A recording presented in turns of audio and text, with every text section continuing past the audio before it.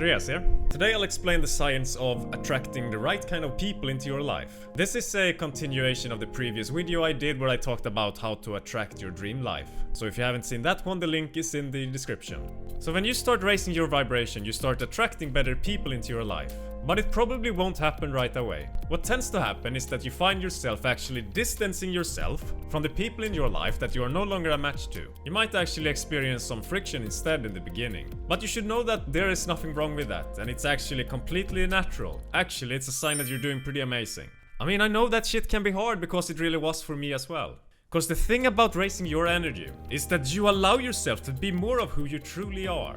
You become more of your authentic version. Because when you are in a low emotional state or in low vibration, you are always going to hold back from who you really are. We might have some fear, we might have some shame or other things. I mean, at one point of your life, you were just allowing yourself to be yourself. You were not always like this. I think that is a part of why we feel warm in our hearts whenever we look at kids who are just being themselves, just being curious and just going after whatever they feel like and saying the things that is really on their mind. Because at one point we used to be just like them. Not to say that we long to go back to being a kid and shitting on the carpets again. I think I confuse kids with dogs.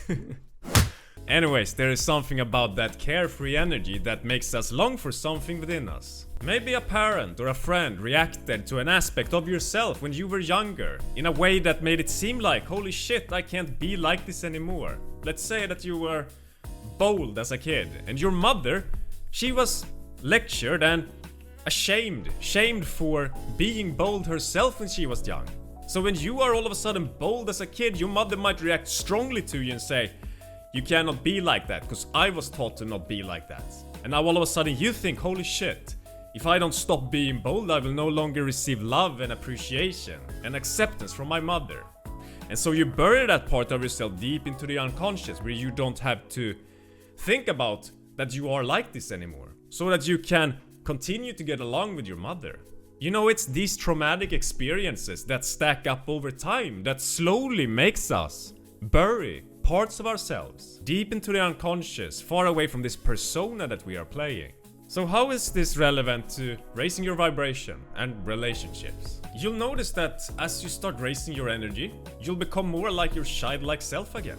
And this means that some of the relationships that you have today, they are not going to have that foundation to rely upon anymore. Once you move above those emotions that made it possible for you to have the relationships that you have right now because that allowed you to adapt to them in the same way that you maybe adapted to your mother, as in my example. But when that true authentic part of yourself comes back up again because you dare to be yourself as this emotion is elevated, well, all of a sudden they might react in the same way and you realize that, holy shit, these people are not meant for the true me. It will remove people from your life, but it will also open up the doors for the right kind of people to start walk in. So now we know that we are going to shed some people in this process. But how can new people find their way to us? You don't need to worry, because it's going to happen naturally. You see, we are always communicating with each other beyond our words. We are capable of sensing and interacting with people on an unconscious level.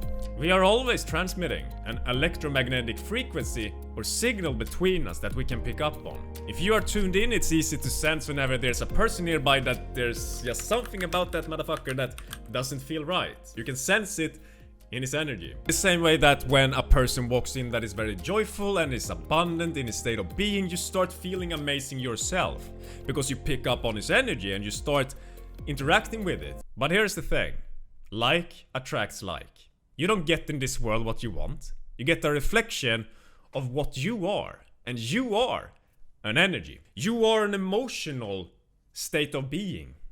And if your emotional state of being is at a certain level, you tend to get a reflection of that in the people that you are with.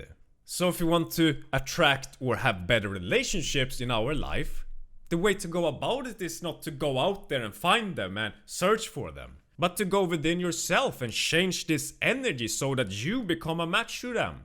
So that you not only attract them, but that they attract you as well. This is amazing news because you have all the control here. The power to make this change sits within you and not somewhere out here. So let's get into some of the fun science of how this attraction thing actually works. Your emotional state is what determines your energy, or your vibration, whether that be high or low. And your emotions are connected and can be felt in different parts of your body. They are connected to specific energy centers, or chakras as some people call them. And these centers are actually all connected to different glands that produce hormones in the body. And these glands are actually activated by the fight or flight response, and guess what regulates that response? The emotion, or the emotional state that we are feeling. The emotion will either engage the parasympathetic or the sympathetic nervous system. Another word for it is the stress response. Anger in this case is felt in the thymus here at the heart chakra that is responsible for the production of T cells and our immune system.